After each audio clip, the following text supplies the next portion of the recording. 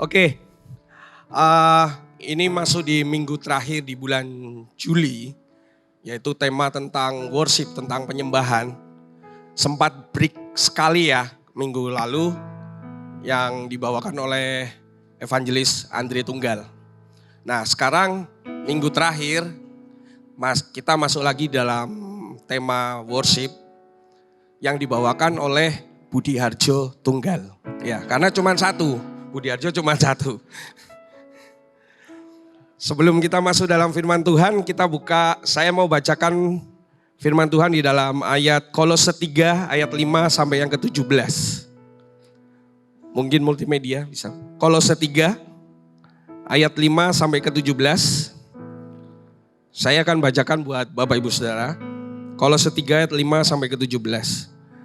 Karena itu, matikanlah dalam dirimu segala sesuatu yang duniawi, yaitu percabulan, kenajisan, hawa nafsu, nafsu jahat, dan juga keserakahan yang sama dengan penyembahan berhala. Semuanya itu mendatangkan murka Allah atas orang-orang durhaka. Dahulu kamu juga melakukan hal-hal itu ketika kamu hidup di dalamnya. Tetapi sekarang buanglah semuanya ini, yaitu marah, geram, kejahatan, fitnah, dan kata-kata kotor yang keluar dari mulutmu. Jangan lagi kamu saling mendustai, karena kamu telah menanggalkan manusia lama serta kelakuannya. Dan telah mengenakan manusia baru yang terus-menerus diperbarui untuk memperoleh pengetahuan yang benar menurut gambar kaliknya. Dalam hal ini, tiada lagi orang Yunani atau orang Yahudi, orang bersunat atau orang tak bersunat, orang barbar atau orang sakit, orang skit, budak atau orang merdeka. Tetapi Kristus adalah semua dan di dalam segala sesuatu. Karena itu sebagai orang-orang pilihan Allah yang dikuduskan dan dikasihinya, kenakanlah belas kasihan, kemurahan, kerendahan hati, kelemah lembutan, dan kesabaran. Sabarlah kamu seorang terhadap yang lain dan ampunilah seorang akan yang lain. Apabila yang seorang menaruh dendam terhadap yang lain, sama seperti Tuhan telah mengampuni kamu, kamu perbuat jugalah demikian. Dan di atas semuanya itu kenakanlah kasih sebagai pengikat yang mempersatukan dan menyempurnakan. Hendaklah damai sejahtera Kristus memerintah dalam hatimu, karena untuk itulah kamu telah dipanggil menjadi satu tubuh, dan bersyukurlah. Hendaklah perkataan Kristus diam dengan segala kekayaannya di antara kamu, sehingga kamu dengan segala hikmat mengajar dan menegur seorang akan yang lain, dan sambil menyanyikan mazmur dan puji-pujian dan nyanyian rohani, kamu mengucap syukur kepada Allah di dalam hatimu. Ayat yang ke-17. Dan segala sesuatu yang kamu lakukan dengan perkataan atau perbuatan, lakukanlah semuanya itu dalam nama Tuhan Yesus, sambil mengucap syukur oleh Dia kepada Allah Bapa kita. Amin. Oke, setelah saya bacakan Kolose 3 ayat 5 sampai 17 ini, saya ingin bagikan subtema yang masih berbicara tentang worship ini, yaitu everything can be a worship. Yaitu segala sesuatu adalah penyembahan kita. Kenapa saya membawakan subtema ini? Bahwa segala sesuatu yang ada di dalam setiap kehidupan kita itu sebenarnya adalah penyembahan. Mengapa? Nah, saya ingin tanya dulu terhadap Bapak Ibu Saudara. Sebenarnya banyak orang Kristen, saya juga, berpikir bahwa ketika kita mengenal kata penyembahan, apa yang ada di dalam pikiran kita, apa yang ada dalam benak kita? Pasti ada yang berpikir seperti ini. Penyembahan itu salah satu bagian dari liturgi ibadah, ketika seorang itu menyanyi diiringi dengan lagu yang pelan, musik yang mellow, ya kan? Yang durasinya cuma 20-30 menit.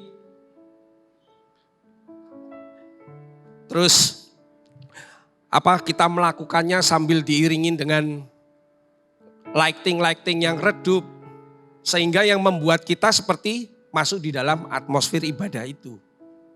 Atau kita berpikir bahwa penyembahan itu ya saat teduh kita di rumah. Atau saat kita berdoa di kantor. Atau bahkan ada yang berpikir seperti ini. Oh, ketika saya dekat dengan gedung gereja radius 1 kilo, itulah penyembahan saya. Saya mau katakan bahwa semua yang ada di dalam pikiran kita, yang ada di dalam benak kita, yang tadi saya bilang, yang ada lighting, ada smoke, ada musik yang bagus. Sebenarnya penyembahan itu lebih dari itu. Kenapa saya katakan lebih dari itu? Karena penyembahan yang sejati, yaitu apa? Setiap apapun yang kita lakukan, kita perbuat dalam kehidupan sehari-hari kita, itulah penyembahan sejati. Saya mau katakan, kenapa itu dikatakan penyembahan sejati kehidupan kita sehari-hari yang kita lakukan. Karena ketika kita keluar dari pintu gedung ini, itulah tanggung jawab kita. Apakah kelakuan kita, perkataan kita masih menjadi penyembahan kita buat Tuhan. Kita di sini mungkin orang bisa lihat, oh Budi nyembah sampai nangis-nangis. Oh Martin nyembah sampai nangis-nangis. Tapi ketika saya keluar dari pintu ini, pintu gereja, perbuatan saya sehari-hari, baik dalam pekerjaan saya, rumah tangga saya sebagai imam, pelayanan saya ketika saya main musik, pelajar-pelajar ketika ada di sekolah, apakah apa yang kita lakukan sehari-hari masih menjadi penyembahan kita buat Tuhan? Oke, jadi penyembahan itu bukan tentang liturgi ibadah, bukan tentang suasana ibadah. Tapi yang mau saya katakan bahwa penyembahan itu tentang perkataan, perbuatan yang dilakukan dalam kehidupan sehari-hari. Karena itu yang Tuhan ingin kita sebagai desainnya, sebagai ciptaannya. Dalam setiap kehidupan kita harus memuliakan Tuhan. Kita harus meninggikan Dia. Karena apa? Tuhan sudah menciptakan kita sesuai dengan karakter Dia. Kalau Tuhan sudah menduplikat kita sebagai ciptaannya, karena ciptaan Tuhan itu semua baik, gak ada yang gak baik. Ketika kita diciptakan, maka muncullah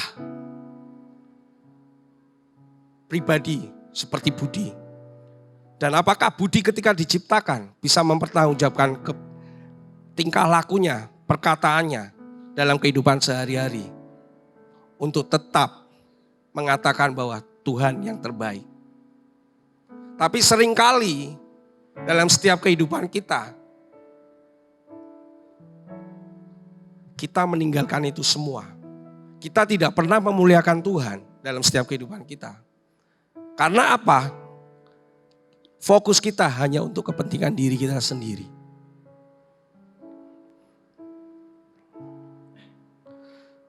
Jadi yang ingin saya sampaikan bahwa penyembahan yang sejati, penyembahan yang benar-benar esensi dari penyembahan itu, bahwa kita sebagai anak-anak Tuhan harus memiliki perkataan perbuatan yang dilakukan sehari-hari dalam bentuk penyembahan kepada Sang Pemberi kehidupan, yaitu Yesus Kristus, yang menciptakan kita sesuai dengan desainnya. Tadi kita nyanyi bersama-sama di lagu terakhir, ya kan? Lagu Mengenalmu. Bahwa kita itu adalah karya Tuhan. Kita dibentuk Tuhan. Masa kita yang sudah dibentuk Tuhan, diciptakan Tuhan, apa yang kita lakukan tidak pernah mencerminkan karakter Tuhan. Itu harus menjadi tanda tanya, terutama buat diri saya. Bukan saya di sini terus saya sudah menjadi orang yang paling benar, orang paling suci. Tapi saya mau belajar. Ketika Tuhan percayakan sesuatu dalam setiap kehidupan saya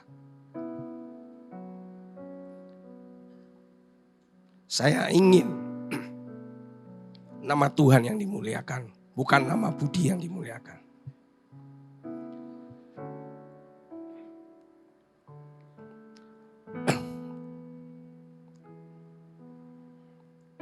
Oke, yang ingin saya katakan bahwa penyembahan itu adalah ritme sehari-hari yang terus-menerus terjadi dalam setiap kehidupan orang Kristen seperti layaknya bernafas. Dari setiap kita pasti bernafas itu gak ada yang 5 menit berhenti, 10 menit berhenti terus nafas lagi, gak ada. Orang nafas itu terus, setiap detik. Maka itulah penyembahan itu seperti itu. Dan serta penyembahan adalah keseharian di dalam Kristus, yaitu menjalani kehidupan sehari-hari di dalam Kristus, bukan di dalam kepentingan pribadi kita.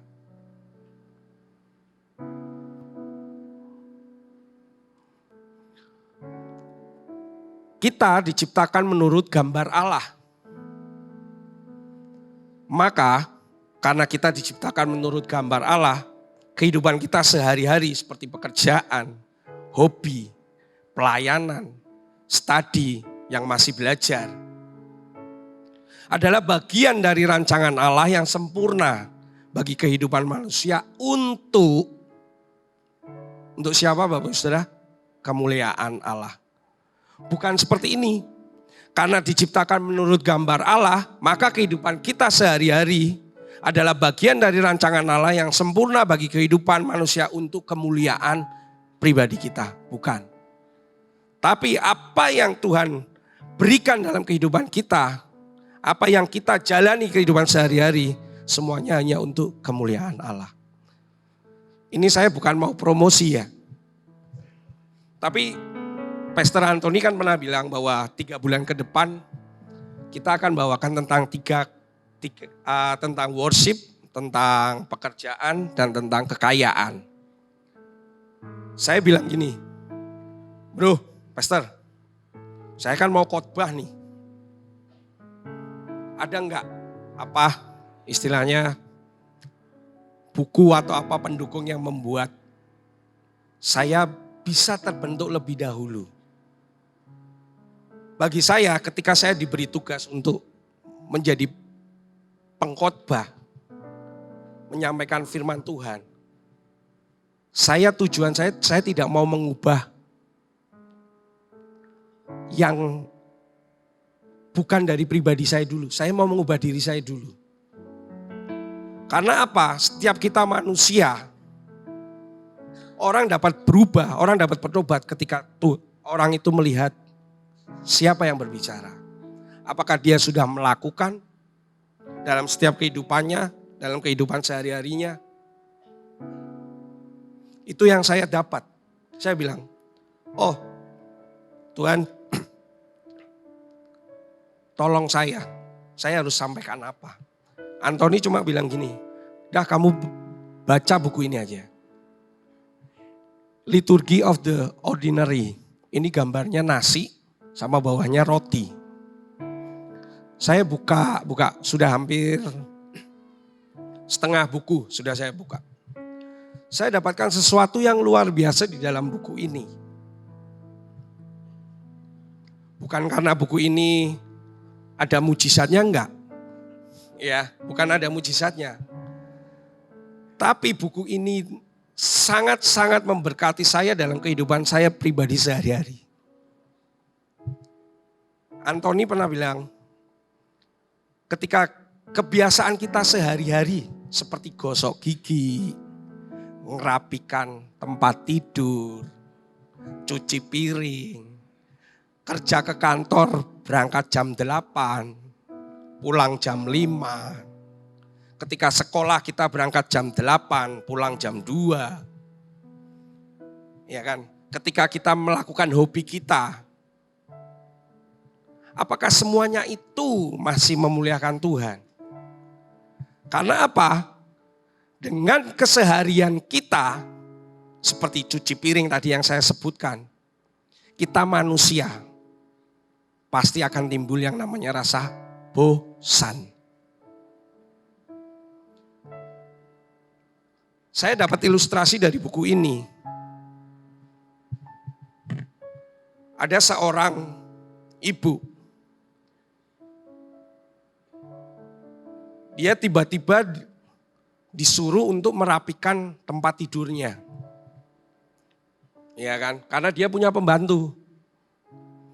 Tapi kenapa di dalam hatinya dia tiba-tiba berpikir seperti ini, rapikan tempat tidurmu. Karena dari setiap pribadi kita pasti berpikir, kita merapikan tempat tidur ngapain? Toh habis dirapiin kita tidur juga kotor lagi, juga berantakan lagi. Nanti aja lah, ada yang mungkin seminggu sekali baru dirapiin. Ada yang mungkin 2 minggu sekali dirapiin. Tetapi ketika ibu itu melakukan, dia merapikan kasur, bantal semuanya. Setelah merapikan dia itu berdiri di sudut pintu, dia melihat kasur itu. Dia lihat.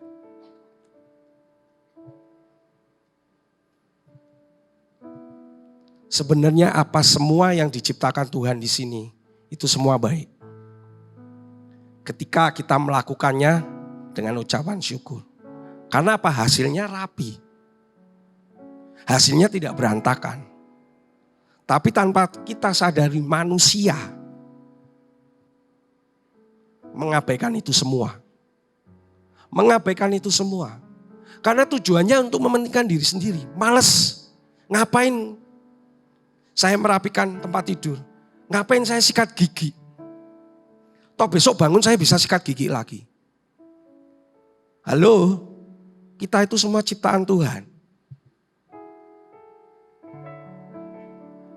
Yang kita lakukan, ayo, di slide ini, untuk kemuliaan Allah. Saya baca buku ini, saya benar-benar tertemplak, Bapak Saudara. Apakah saya masih mempunyai tujuan untuk mementingkan diri saya? Masih. Dalam pekerjaan saya, dalam rumah tangga saya, apakah saya masih mementingkan diri saya? Masih. Dalam pelayanan saya, apakah saya masih mementingkan diri saya? Masih. Makanya, Pastor Antoni sering bilang, ayo kalibrasi hati kita. Ayo korek hati kita. Kita itu ciptaan Tuhan, desainnya Tuhan. Kalau kita ciptaannya Tuhan, masa kita tidak memuliakan yang menciptakan kita? Terus kita malah memuliakan apa yang kita inginkan untuk kepuasan kita, untuk kenyamanan kita. Itu sangat-sangat bagi saya sangat-sangat tidak masuk akal dan itu tidak fair. Oke. Ini belum masuk firman Tuhan ini. Masih belum mau ini. Masih semangat ya. Oke. Pada pagi hari ini, subtema saya tadi, everything can be a worship. Segala sesuatu adalah penyembahan. Saya ada 3 poin. Yang pertama, apa esensi dari penyembahan itu? Yang kedua, apa yang menjebak kita dalam pengertian yang salah tentang esensi penyembahan? Dan yang ketiga, bagaimana Injil mengkalibrasi pribadi kita, terutama hati kita. Oke, masuk dalam poin yang pertama. Masuk dalam poin yang pertama, apa esensi dari penyembahan itu? Sekali lagi, saya ingin bacakan di dalam Kolose 3 ayat yang ke-17. Dan segala sesuatu yang kamu lakukan dengan perkataan atau perbuatan, lakukanlah semuanya itu dalam nama Tuhan Yesus, sambil mengucap syukur oleh Dia kepada Allah Bapa kita. Sekali lagi, biar tambah mantap. Dan segala sesuatu yang kamu lakukan dengan perkataan atau perbuatan, lakukanlah semuanya itu dalam nama Tuhan Yesus, sambil mengucap syukur oleh Dia kepada Allah Bapa kita. Maka dari ayat ini kita harus sadar, kita harus introspeksi diri. Karena kita sebagai ciptaannya atau desainnya, maka kita, tubuh kita ini 100% milik siapa? Milik Tuhan. Saya ulangi ya, karena kita ciptaannya, desainnya, maka kita adalah 100% milik Kristus. Kita jangan beranggapan, enggak Tuhan, tubuh ini kan tubuhku. 10% buat Tuhan. Yang 20% buat keluarga. Yang sisanya 70% buat saya. Kita tidak bisa berpikir seperti itu. Karena kita ciptaannya, karena desainnya, maka tubuh ini dari ujung rambut sampai ujung kaki, semua milik Tuhan. 100% kita tidak boleh diskon-diskon. Ya, 100% milik Tuhan. Sehingga semua yang kita lakukan dalam kehidupan kita sehari-hari, yang kita keluar dari pintu gereja, harus berpusat kepada Tuhan. Harus berpusat kepada Kristus. Itulah bukti dari penyembahan yang sejati. Itulah esensi dari penyembahan. Jika kita tahu bahwa hidup kita 100% milik Tuhan, yang kita lakukan ketika kita keluar, jadi ketika kita pintu keluar, yang kiri kanan keluar, tek, kita ingat, oh iya, saya harus berkata, saya harus berbuat, harus untuk memuliakan Tuhan. Harus berpusat kepada Tuhan. Jangan bilang, oh berarti kita harus sok suci dong. No, saya tidak bilang kita harus sok suci. Sok suci itu bisa dilihat ketika kita ada di gereja. Kita bisa lihat, oh suci. Tapi apakah ketika kita dalam kehidupan kita sehari-hari di rumah tangga, kita masih bisa melakukan itu semuanya berpusat kepada Tuhan? Lalu pertanyaannya seperti ini Bapak Saudara. Nah, segala sesuatu yang diciptakan Tuhan, dititipkan Tuhan, atau dipercayakan Tuhan kepada kita, semuanya adalah untuk memuliakan Tuhan. Sehingga kita harus benar-benar menyadari bahwa hidup kita hanya untuk Tuhan. Maka apapun yang kita lakukan, dimanapun kita berada, seperti saya 2 minggu di Jakarta, 2 minggu di sini, gak tahu Bapak Ibu Saudara, ada juga yang luar kota. Itu semuanya harus menghasilkan penyembahan yang sejati. Jangan ketika saya ada di Jakarta, terus saya seenaknya sendiri. Saya tidak mencerminkan karakter Tuhan.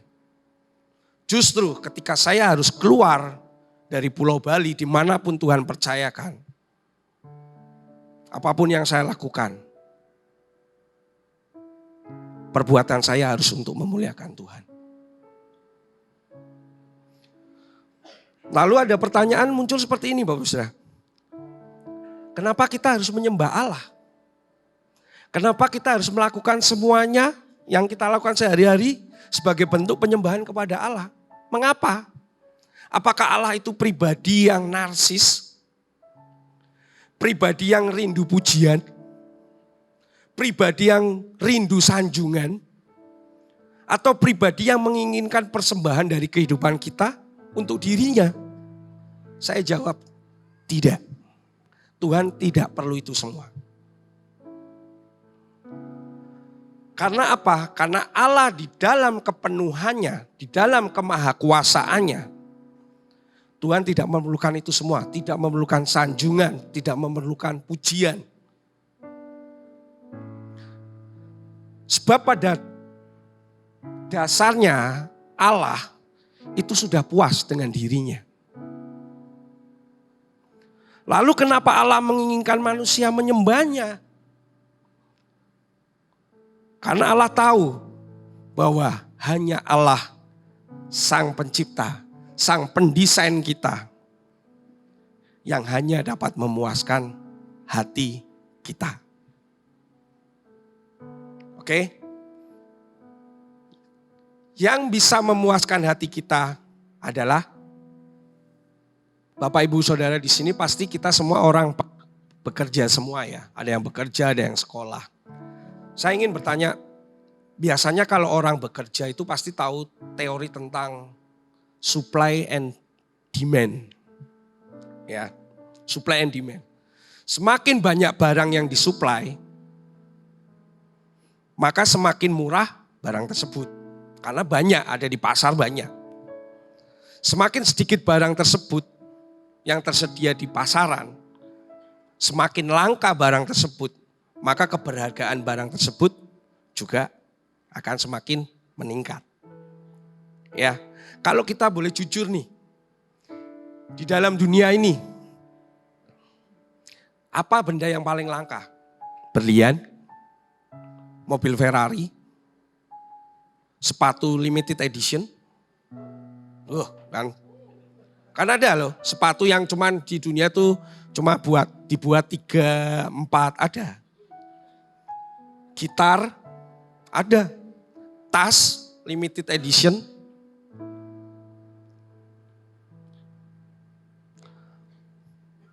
Itu semua sebenarnya hanya ciptaan.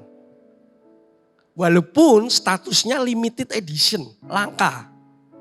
Ingat, itu semua statusnya ciptaan.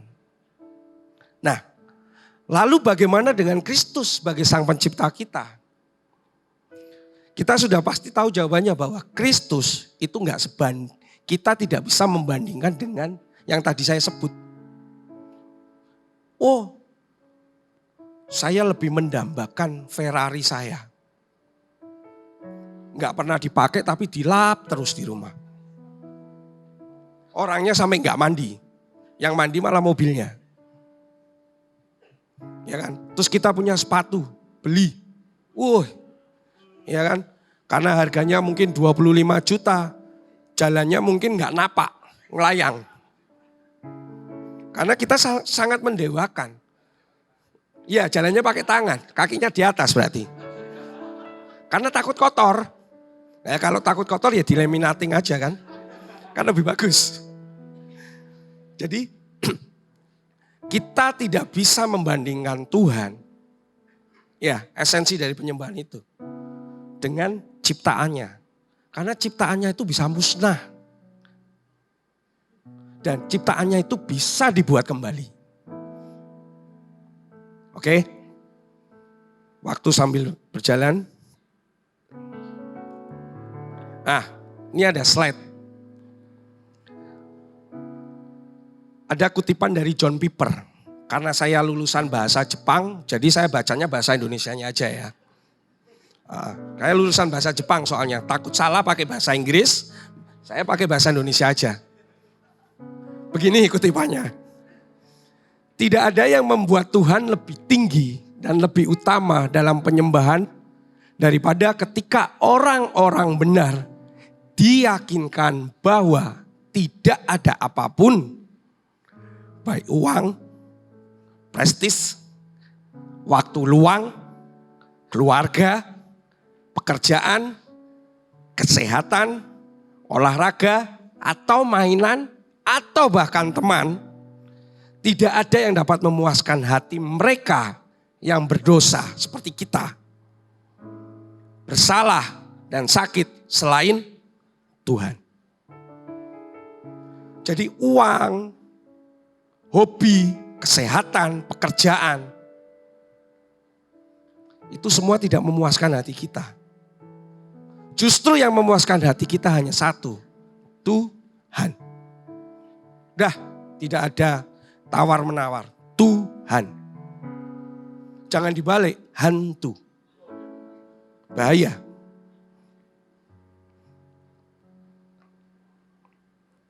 Nah, masuk yang kedua, poin yang kedua. Apa yang menjebak kita dalam pengertian yang salah tentang esensi penyembahan? Jawabannya cuma satu. Keberdosaan kita. Kita salah tadi. Mengatakan, penyembahan itu seperti ini. Penyembahan seperti ini. No, penyembahan itu lebih dari itu. Apa yang membuat kita salah? Ya karena keberdosaan kita. Mengapa saya menjawab keberdosaan kita? Karena dengan keberdosaan kita, apapun yang kita lakukan, tadi ya seperti hobi, pekerjaan, sekolah, yang tujuan awalnya harusnya untuk memuliakan Tuhan, tetapi berubah untuk memuaskan pribadi kita. Dan tanpa kita sadari, itu semua memompa berhala-berhala di dalam diri kita.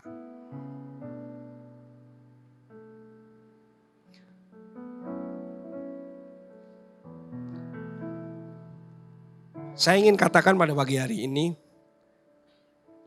pribadi kita itu kita memiliki yang namanya tubuh, jiwa, dan roh.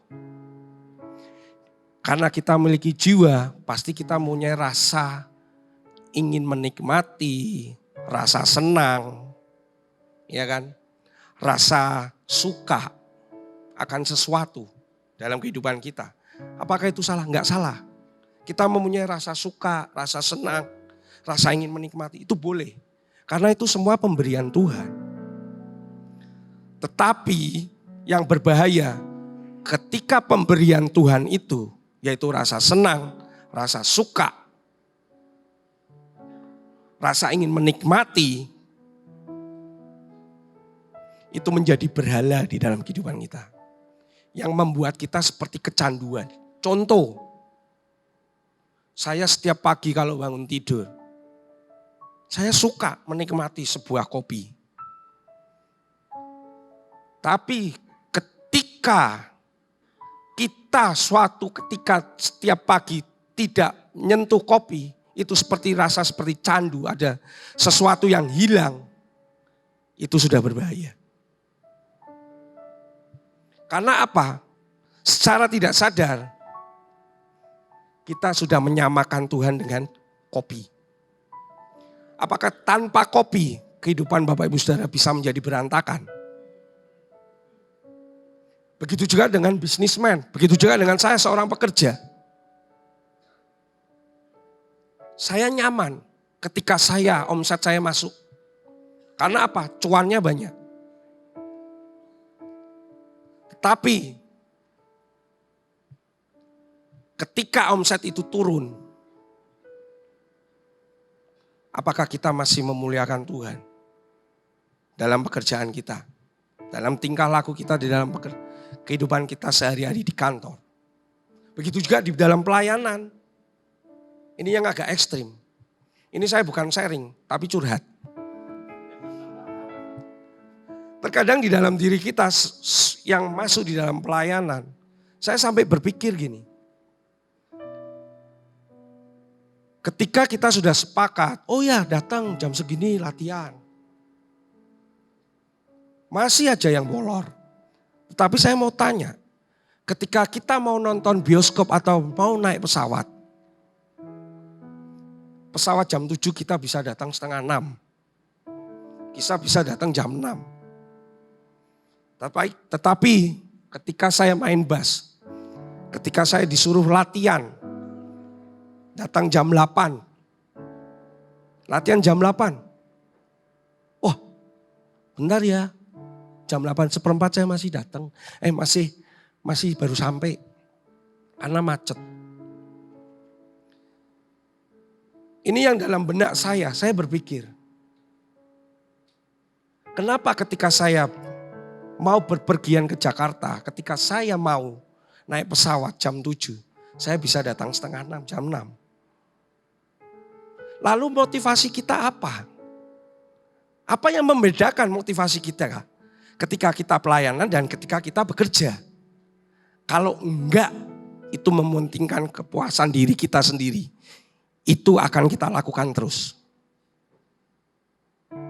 Tetapi ketika kita tahu apa yang kita lakukan, baik kita di dalam pelayanan, di dalam bekerja, di dalam sekolah, semua harus sama. Tapi ketika kita melakukan bekerja, sekolah, pelayanan, ada beda mana yang lebih diutamakan, itu bukan lagi untuk memuliakan Tuhan, tapi untuk memuaskan diri kita. Oke, jangan tegang-tegang Bapak Saudara. Memang inilah seperti ini. Yang menemplak saya. Saya berpikir, oh ya Tuhan, kenapa ya? Ketika saya pelayanan disuruh seperti ini, di dalam mindset pikiran saya, gampanglah telat 5 menit gak masalah. Ketika saya disuruh berkhotbah, saya gampanglah gak nyiapin materi, tenang. Tetapi ketika disuruh sama owner, ayo kamu presentasi. 1 minggu sebelumnya, 1 bulan sebelumnya. Kerjain. Karena apa? Saya pengen dilihat sama owner saya. Ini loh, sip ini. Presentasinya sip ini. Jos ini. Enggak. Jadi, ayo Bapak Ibu Saudara, ingat apapun yang kita lakukan dalam setiap kehidupan sehari-hari kita harus tahu semuanya untuk kemuliaan nama Tuhan. Yang menjebak kita yaitu keberdosaan kita. Oke? Ini, karena dosa, apapun yang kita lakukan jadi tidak memuaskan serta cenderung menimbulkan kebosanan. Sebab semuanya itu tujuannya hanya untuk memuaskan keinginan sendiri. Di dalam Tuhan, hidup keseharian kita menjadi penyembahan.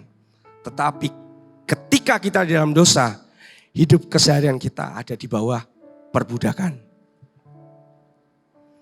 Di dalam Tuhan, apapun yang kita lakukan dalam keseharian akan membawa sukacita.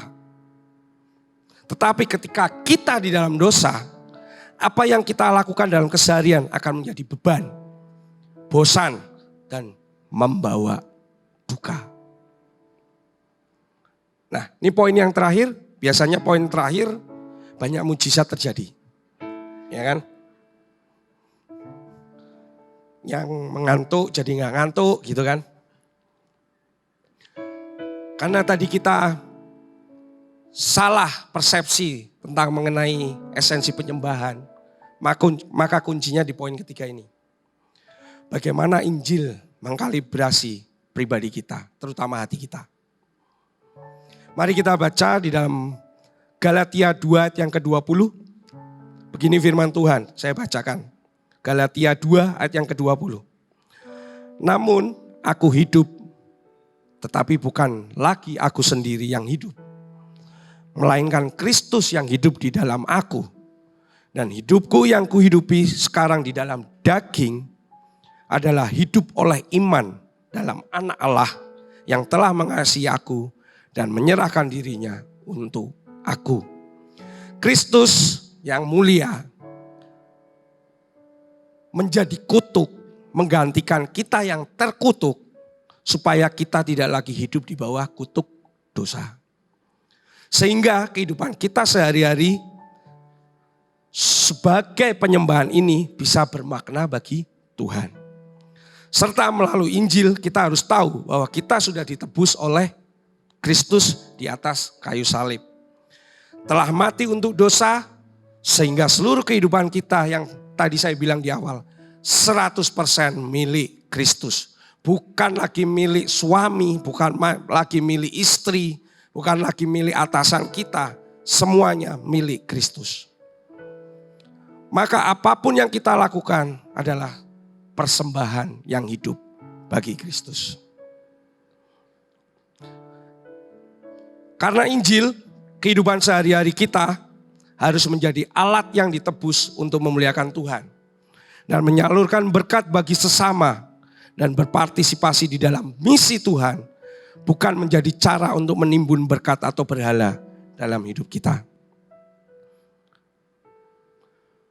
Karena Injil, bangga terhadap apa yang sudah dikerjakan dan diperoleh, tetapi tetap rendah hati karena sadar siapa sumber penciptanya. Karena Injil mengusahakan segala sesuatu dengan cara yang terbaik, tetapi tidak memberhalakan. Oke, ini saya punya sebelum kurang 2 menit. Saya punya kesaksian. Ini yang benar-benar mengubah hidup saya, terutama mengenai hati saya, karena hati itu semua itu masuk di dalam hati yang lalu muncul di dalam mindset kita, pikiran kita. Saya dibentuk Tuhan. Apakah dulu saya seorang pelayan sebelum ada di gereja sini. Saya dulu pelayanan. Tapi di dalam mindset saya ketika saya pelayanan, oh Tuhan, aku nih pelayanan ke negara, pelayanan ke Karangasem. Sampai sekarang loh aku diberkati. Tetapi ketika kita enggak diberkati, kita bilang, Tuhan aku kan udah pelayanan. Tuhan aku kan udah melakukan semuanya. Masa hidupku begini-begini aja? Saya ingat kemarin Andre Tunggal bilang, kita tuh terkadang memutarbalikkan yang seharusnya benar jadi salah. Karena untuk memuaskan diri kita, yang sebenarnya Tuhan itu adalah Bapak kita, Tuan kita jongosnya, hambanya. Tapi dibalik, Tuhan itu menganggap Tuhan itu hambanya. Kita tuh tuannya. Karena apa? Dulu saya waktu pelayanan saya bilang, oh nih aku pelayanan ke negara, main musik.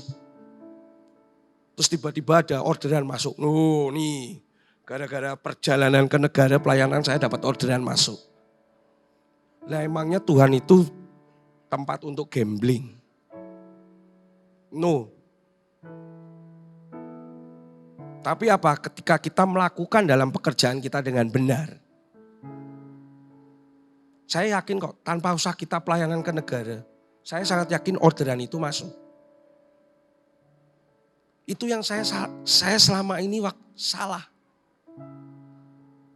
Tapi karena saya tahu Injil mengkalibrasi hati kita. Tuhan membentuk hati saya. Oh Tuhan, terima kasih. Karena Tuhan sudah menebus hidup saya ingin lakukan apapun yang saya lakukan dalam kehidupan saya. Ketika saya keluar dari pintu gereja ini, saya harus berpusat kepada Tuhan. Dan apakah saya dengan instan bisa belajar itu? Semua mengurangin keberhalaan saya? Enggak. Semua harus belajar. Makanya kita butuh yang namanya komunitas. Saling mengingatkan. Saya suka dengan komunitas di sini. Karena apa? Kita saling menegur. Jangan sampai, oh karena kau Budi punya sepatu banyak gak tak tegur lah. Kita gak bisa berpikiran seperti itu, saudara. Jangan seperti itu. Oh karena siapa? Albert owner Broad, saya nggak tegur nanti saya nggak dapat diskon kalau makan di sana. No, di dalam Injil semua harus ditegur karena mengasihi itu juga ditegur. Jadi pada pagi hari ini Bapak Ibu Saudara, yang ingin saya sampaikan bahwa kehidupan sehari-hari kita yang kita jalani, mari kita pakai lensa Injil untuk kita bisa terus menjadi anak Allah yang memiliki karakter dan sifat Allah. Sebab dengan demikian apapun yang kita lakukan merupakan penyembahan kita kepada Allah. Dan biarkan Tuhan semakin besar, kita semakin kecil, serta nama Tuhan yang dimuliakan. Saya persilakan untuk para petugas PAW untuk bangkit berdiri ke depan. Sebelum kita masuk ke dalam perjamuan suci, perjamuan kudus, saya ingin nyanyikan lagu yang tadi yang keempat, yang terakhir. Saya gini, Tuhan, kenapa ya? Mungkin ini karena kebiasaan saya. Saya tuh ingin gini, ketika saya mau menyampaikan firman, Tuhan, lagu apa yang bisa merema buat hidup saya? Lalu saya cari itu hampir sebulan. Terus Tuhan, kenapa dalam diri saya tuh berkata, coba kamu nyanyiin lagu Mengenalmu. Itu di syair-syairnya itu sebenarnya bagus. Kalau kita nyanyi, nggak cuma asal nyanyi ya. Kita lihat lirik-liriknya. Itu semuanya bagus. Itu bukti bahwa kita menyembah Dia karena kita tahu Tuhan itu yang menciptakan semuanya. Dia yang menciptakan karya semua ini yang ada di dunia ini.